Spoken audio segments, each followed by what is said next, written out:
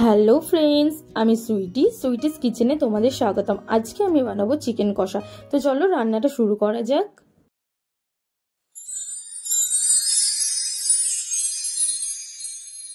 Chicken কষা বানানোর জন্য আমি এখানে চিকেন নিয়েছি হাফ কেজি মতো, আর চিকেনগুলোকে খুব সুন্দরভাবে ধুয়ে পরিষ্কার করে নিয়েছি।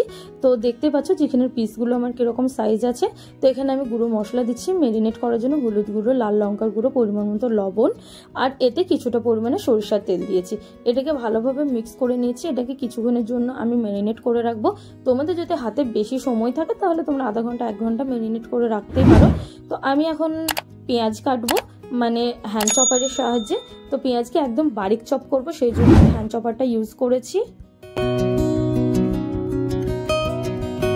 দেখো পেঁয়াজটা খুব কম সময়ে কত সুন্দরভাবে চপ হয়ে গিয়েছে। তো এখন আমি টমেটোকে কেটে নিচ্ছি। এখানে আমি দুটো ছোট ছোট সাইজে টমেটো নিয়েছি। টমেটোকে খুব ভালোভাবে ছোট ছোট করে পিস করে কেটে নিচ্ছি। সবকিছু আমার কাটা শেষ। এবার আমি রান্নাটা শুরু করব। সেই জন্য এখানে একটা প্যান বসিয়েছি, আর প্যানের মধ্যে পরিমাণ মতো সরিষার তেল দিয়েছি।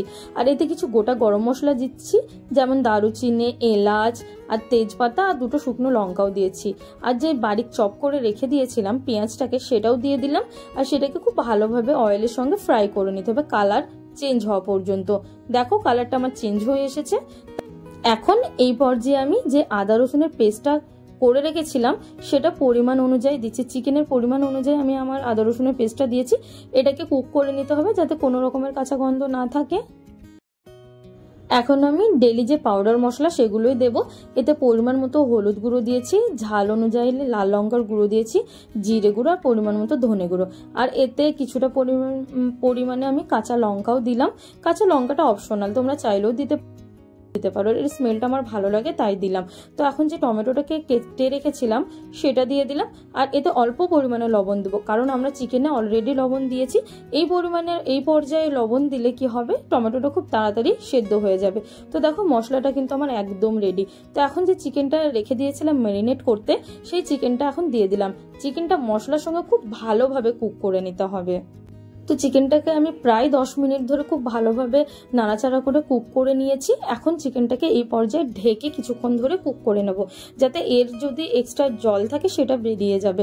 দেখো আমি তোমাদের ঢাকনাটা ওপেন করে দেখাচ্ছি। দেখো কিছুটা জল জল হয়েছে চিকেনটা। তো এখন চিকেনটাকে আরো কিছুক্ষণ ধরে ভালোভাবে নাড়াচাড়া করে কষিয়ে নেব।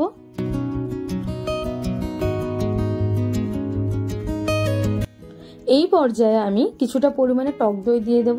আর টক দই দেওয়ার সময় কিন্তু হিটটাকে একদম লো রাখতে হবে, না হলে কিন্তু দইটা ফেটে যাবে।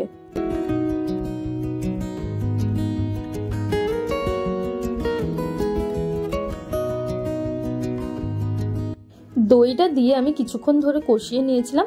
এখন আমি চিকেনটাকে ঢেকে কিছুক্ষণ ধরে কুক করব, যাতে চিকেনটা খুব ভালোভাবে সেদ্ধও হয় আর মশলাটা যেন চিকেনের ভেতরে খুব ভালোভাবে ঢুকে যায়।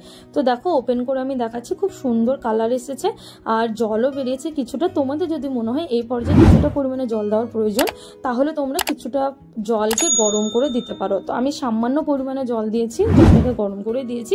এখন আরও কিছুক্ষণ ধরে কষিয়ে ভালোভাবে রান্না করে নিলেই চিকেন কষা কিন্তু একদম রেডি।